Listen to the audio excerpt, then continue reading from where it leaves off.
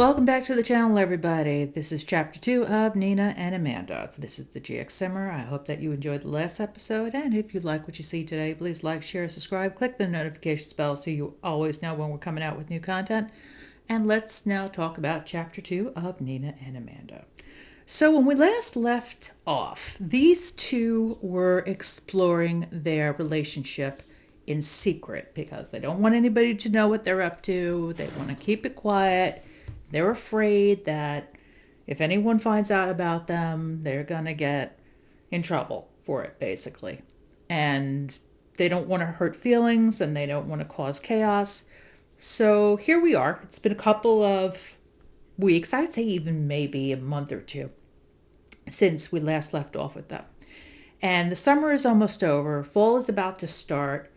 And Nina's in the dining room having a conversation with Robert, who tells her he thinks of her as his daughter, and he's so proud of her for all of her accomplishments. And he wants her to know that her mother would be so proud of her too.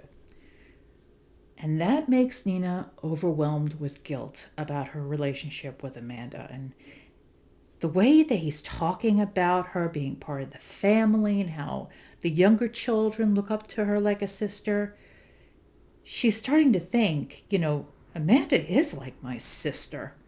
And what we're doing is absolutely wrong, and we can't do this anymore. So later that night, she has a conversation with Amanda. And she tells her basically that they can't see each other anymore, what they're doing is wrong, and this has to end. Amanda is devastated. And she wants to tell Nina that she loves her, but she holds back. And Nina explains the reason why they have to break up and hates it too, but this is what they have to do.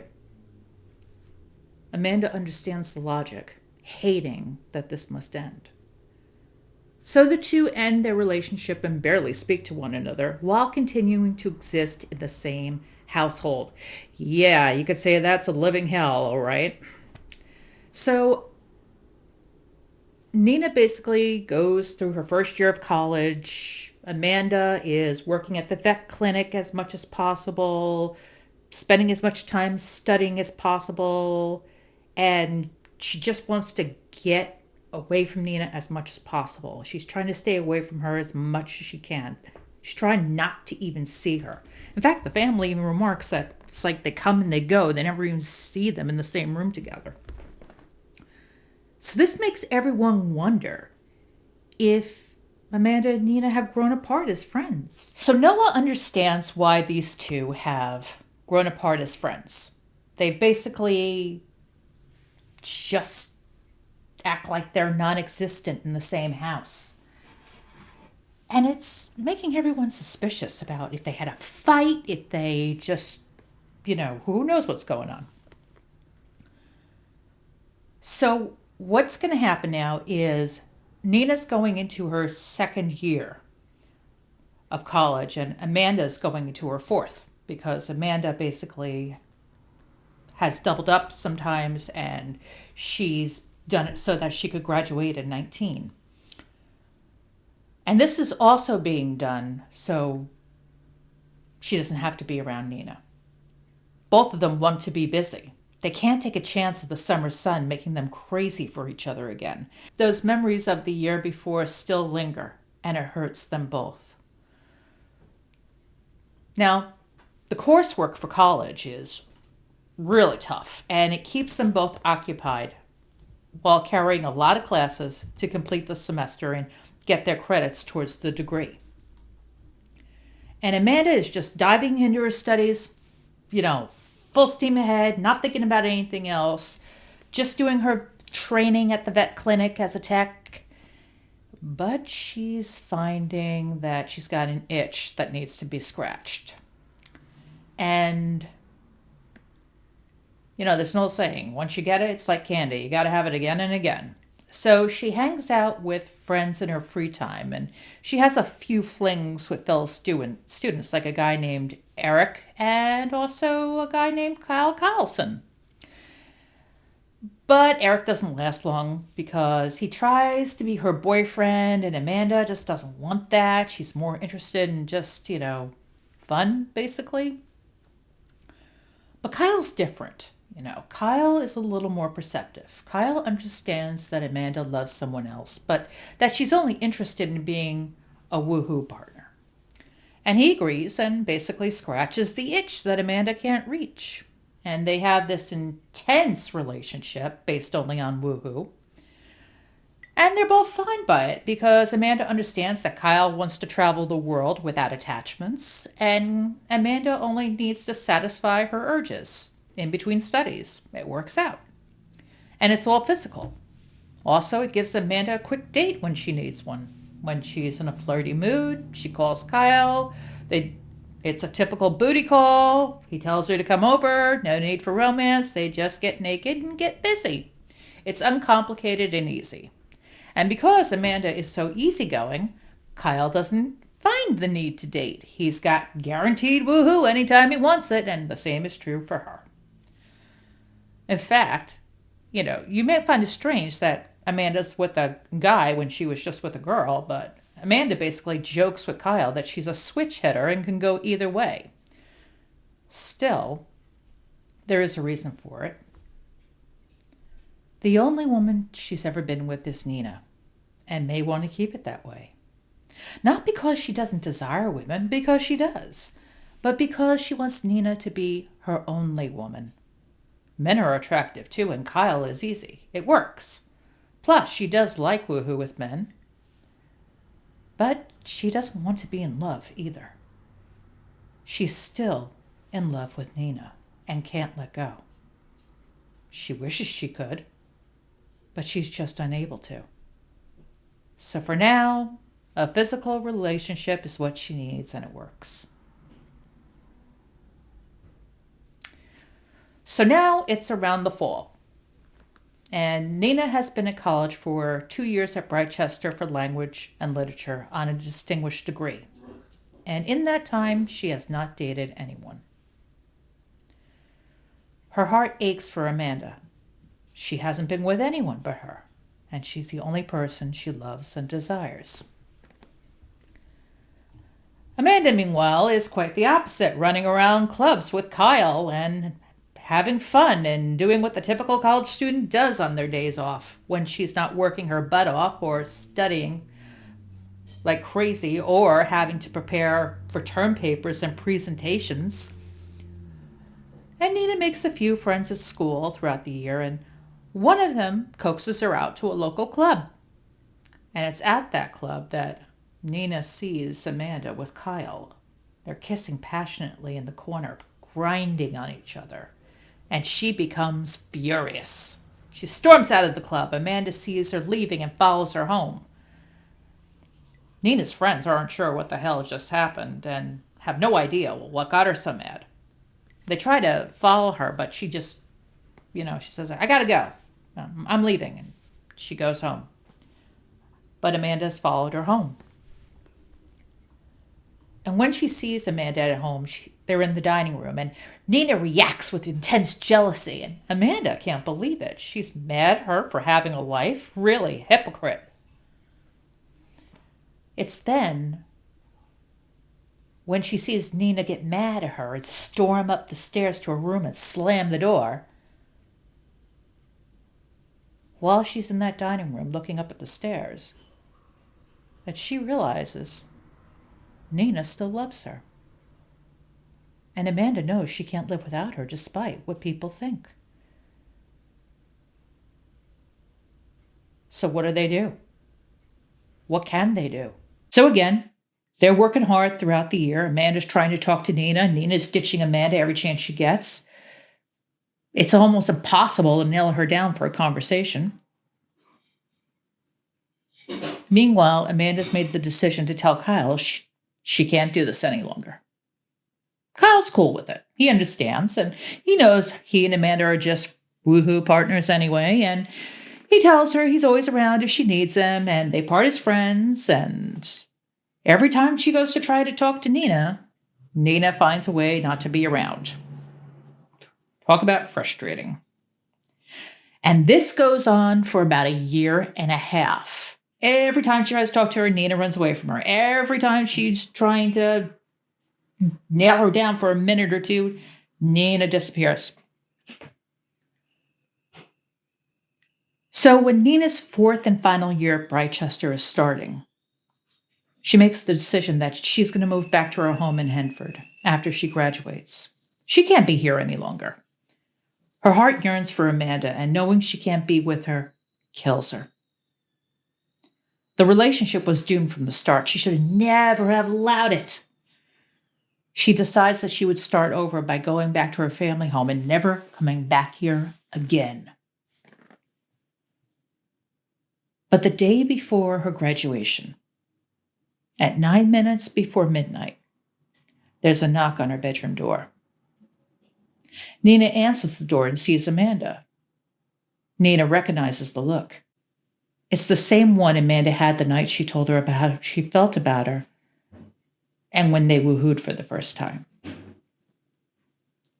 Amanda has something to say and comes into the room, shutting the door behind her, and holds her hands. She tells her, "I can't live without you. I broke it off with Kyle. I haven't seen anyone for all this time. I mean it. I know you don't believe me, but that's the truth. I love you. I'm so deeply in love with you, and I have been since I've been 16. I want to be with you. I don't give a damn what anyone says. I'll run away with you if I have to." And Nina, looking to Amanda like she should say, "Goodbye, I'm leaving," instead answers with her heart, "I love you too. I'm so deeply in love with you. I need you. It's been hell without you.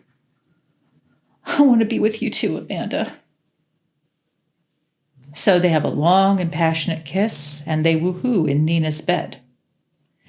Amanda tells her she'll never let her go again, and Nina says she won't let her. She doesn't care if anyone catches them now. They won't be hiding any longer. She wants her life with her. In the morning, while Nina prepares for graduation, Amanda disappears for a few hours. Amanda makes the graduating ceremony on time, but after Nina graduates from college and they return back to the island, Amanda takes her to a special place, and there she proposes to her. And Nina happily accepts. They decide that minute they're going to tell their entire family about them. So they go to the house. The whole family is there waiting for them with the graduation cake and all kinds of food. And Robert, when he hears the news, just looks at her. But then he's so happy that Nina will be his daughter-in-law, since he thinks of her as his daughter anyway. And Amanda's happy that her father accepts this, and the whole family accepts this, and Nina is happy to have the entire family accept the relationship. Olive, though, Amanda's mother, is skeptical. She takes Amanda aside and cautions her daughter as she knows what she's doing. Amanda answers 100%. Olive has her doubts and is not too happy Amanda is marrying a relation, even a distant one. It doesn't bother her if her daughter is pansexual, but she hopes the marriage will be solid. If they divorce, it could be disaster for the family. When Amanda is bestowed the DVM, or Doctor of Veterinary Medicine title, her and Nina get married in Sulani. They are both 22 now. They have an intense, passionate honeymoon in Sulani at a small beach villa where they run around naked half the time. When they return, they decide to live at the house. Amanda, who is now fully trained and a certified vet, starts taking on cases, and Robert sees she's an expert and a brilliant surgeon. He starts training her for the administrative aspect, which she hates. Amanda may be rich, but she wants to work as a vet.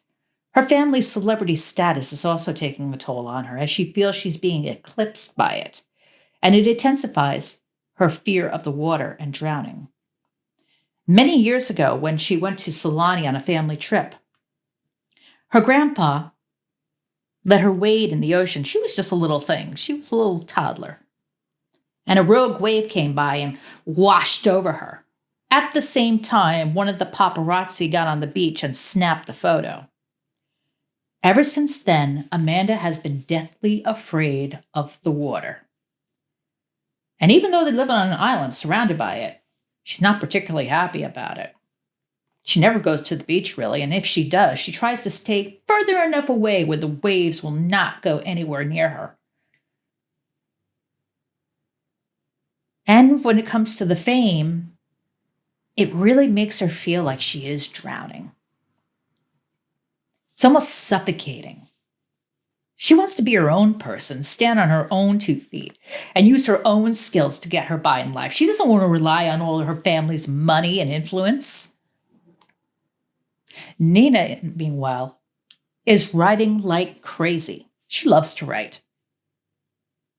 And when they go away for their first anniversary in Tartosa, further enough from the water, by the way, they go up near the northern part where the falls are, where they can see them but not actually be close to them, because Amanda hates the water, as I said. She gets an idea. And she comes home and she writes this idea out. And she has written her first best-selling novel, Hot and Heavy in Tartosa. It sells throughout the world. Everybody wants a copy of it. It makes her a celebrity overnight, practically. And Amanda can't believe that her own wife is a celebrity. It's suffocating and stifling. After 2 years of marriage, Amanda and Nina decide to have a baby. So they do the science baby route. And baby Caroline, Carrie for short, which is named for Nina's mother, Caroline, is born. The two are happy, and Amanda steps back to spend time with her new daughter. Meanwhile, she misses work. She wants to get back as soon as she can. And Nina's fame is growing in the meantime. Hot and Heavy on Tartosa is made into a movie. Nina writes the screenplay, which garners her a Starlight Accolade Award. Amanda watches as her wife is thrusted into stardom and she is pushed off to the sidelines. More than that, she's always out on publicity tours and editors' meetings, and they don't spend much time together. Amanda's home with the child more than she's working, or even spending time with Nina. She wants to go back to work, but Nina's asking Amanda to be a stay-at-home mom to raise Caroline and not work at all. Amanda becomes resentful, but keeps her feelings to herself. As Caroline grows to a toddler, she is a little more than a handful. She is disobedient, unruly, and has tantrums frequently. Plus, she bites and kicks people for fun. Amanda yearns for the quiet lives that her sisters have with their families in San Sequoia. I forgot to mention, her sisters are now grown and have families of their own.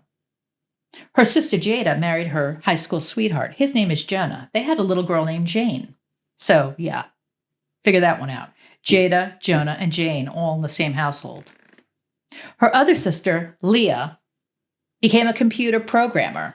And more than that, she became a computer engineer. Fast-tracked in that career up like crazy. Made all kinds of things, including computerized glasses. And those little bots that go around cleaning things and even have party bots, yeah, she invented those too. But she met this really handsome yoga instructor at the gym she goes to, and his name was Javier. She fell head over heels in love with him. But there was just one problem. Javier was 12 years older than her, and he had a 10-year-old daughter. And Leah was only 25. But she loved him. And she decided that when he asked her to marry him, that she would adopt his daughter. And she did. So they're very happy. They moved out to San Sequoia with their families. And Amanda is now almost 30 years old. Life has gone by like in a blink of an eye. And she's not sure her life is where she wanted it to be. She yearns for the quiet lives that her sisters have. And meanwhile, Nina writes another bestseller. It gets a Starlight Accolade Award. It's called Hot and Heavy in Tartosa, too. And the studio wants to produce that into a movie. And that gets a Starlight Accolade. And Amanda begins to feel suffocated and angry. Nina loves being in the limelight. She's being loved by the paparazzi. She's on all the talk shows. She's selling books like crazy. She's making a ton of money. And Amanda is basically a stay-at-home mom who's not able to do what she's qualified to do. And it drives her crazy. She's angry at Nina for letting her fame come before her family, especially since Carrie is getting worse every day. And she wants to get back to work.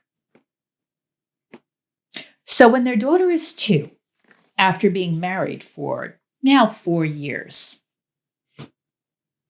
Nina asks Amanda for a second child. Amanda refuses to answer and dodges the question routinely, which ends up in an explosive fight. Amanda is angry that she's only doing administrative work now and not real vet work that she trained years for. She hates being a stay-at-home mom and not being able to use the skills that she worked for years to obtain. She says she's not ready for a second child when Carrie is disobedient and destructive, and unfortunately she is. She can't imagine having the baby and a toddler at the same time. Is Nina out of her mind? And then she yells at Nina for not putting their family before work. Well, really, Nina's furious and tells her that everything she's done for them is for them. And that Amanda is jealous and inconsiderate of her. It's then Amanda says she wants to move out and buy a vet clinic in Brindleton Bay. She wants to have their home built based on a floor plan she saw and live a quiet life like her sisters do. Nina tells her she likes living on the island. It's home. Why should we move? The paparazzi are kept outside the gates. We have all this space to live on. We have everything here we could need. Why do you want to move? And Amanda fights with her and says she wants to live away from the island. She's tired of it. She's tired of the family, the fame, the fortune, and being swallowed up by it all. Nina agrees to the move, but has a bad feeling about it. She doesn't particularly like the house, except for the master bathroom. The paparazzi are camped at the edge of the driveway due to Nina's stardom growing, and because of a restraining order that Amanda has implemented. Basically, she tells them to keep their asses at the base of the driveway. So now Amanda opens her vet clinic, and she's working 3 times as hard. She loves the work, but now finds she's being the vet, the administrator, and the business owner. She comes home late routinely, and because Nina is frequently out on publicity tours, the two start to have a decline on their physical relationship. What used to be woohoo every day is like woohoo once a month. The first year at the new house is grueling. The work is just piling up. Amanda loves working, but oh my God, she's so tired when she gets home. So she decides she's going to hire 3 employees to help lighten her workload. She can afford it. The clinic's making money. She hires a full-time admin and another vet. The vet's name is Dr. Jack Creighton. He is young with great references and impeccable training. He is handsome. He has light brown hair and eyes. Amanda finds him attractive, but ignores it. He's single, plays guitar, and lives in a small apartment in Winterberg. He also finds Amanda attractive, but knows she's his boss, and he's not ready to cross that line. Amanda's workload comes down thanks to Jack and the admin, and the clinic flourishes. This allows Amanda to hire another vet tech and part-time vet, giving her more time to be home with her family. Or just Carrie most of the time, as Nina is always out on tours and speaking engagements, signing more of her damn books. Nina's career skyrockets, and soon she's known as a global superstar, and she's at the top of the author career. Amanda hates going to the awards ceremonies as she watches her wife win yet again. She is proud of her accomplishments, but hates this prestigious, stuffy lifestyle and never imagined the life she ran from would be the life she now lives. She hates the fame and her privacy constantly invaded. She fights with the paparazzi often, cursing at them regularly. All she wants is a quiet life with her, Nina, and Carrie. Carrie becomes even more uncontrollable as a toddler and hates her nanny. She frequently bites and kicks her. The only time Carrie is kept under control is when she visits her grandparents and her Uncle Robbie plays with her, who is only 5 years older than her, by the way. Amanda tries to be reasonable with the child, but finds it so stressful. She loves her daughter dearly, but her daughter is making her nerves fray. They don't realize it, but the child is feeding off the anxieties and frustrations of her parents, and she's acting out in various ways. Nina finds the famous lifestyle suits her. She loves traveling, the attention, and meeting her fans. It's a dream come true. But she's worried for her family. She knows that they're miserable. It bothers her.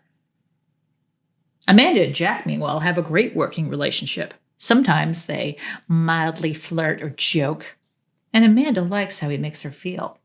It's been months since she's been with Nina last, and she's craving her desperately. So now, Nina is home this weekend and next week. She can't wait to get home and just be with her family and be together. Amanda's not worried because Jack is on call that weekend to take care of the clinic. And maybe she'll get to spend some quality time with Nina as well. When a difficult emergency case comes in, just as Amanda is about to leave to go home, Amanda and Jack rush into surgery to save a dying dog's life. Nina is upset when Amanda's admin calls to let her know she'll be working late due to her emergency surgery, but she understands. The surgery takes hours. Jack and Amanda saved the dog's life. It is in the wee hours of the morning when they finish. Amanda is worried Nina will kill her for coming home so late. Jack offers to buy her a drink before that happens. She accepts. They go to a bar and have a drink. It leads into mild flirting and laughs. Amanda likes the way he's making her feel. The attention feels good. He's listening to her and letting her unwind. Plus, he looks good. That body, she could just imagine. Thoughts are crossing her mind that shouldn't be there. But she feels neglected, and he's giving her that attention. One night, that's all. Or maybe more than one. It's wrong, she knows. But he's easy, like Kyle was. It would be uncomplicated and satisfying. Why not? She's done it before. What's the big deal? He wants to act on his feelings that he's had for months about her. He knows it's wrong. He knows he should have quit. And he knows that every time he's with another woman, he's thinking about her, imagining that it is her he's wooing. How bad he wants her in his bed. But she's his boss and married with a child. He's met Nina and ate dinner at their table. That kid of theirs is annoying, but a small price to pay for what he would gain. What he would be doing is insane, but he can't deny how he feels about her. She's an amazing surgeon. He loves to watch her work. Hell, he admits to getting totally flirty when she's doing case study with him. She's beautiful, she's smart, she's sexy. He knows she's in good shape, and he'd love to see what's underneath the scrubs. Nina's an idiot for neglecting her. It's her loss, and he could gain. Besides, he steals Nina Garbon's wife? What a notch on the headboard for that. He could take care of her really well, treat her like his woman, and satisfy each and every desire she has.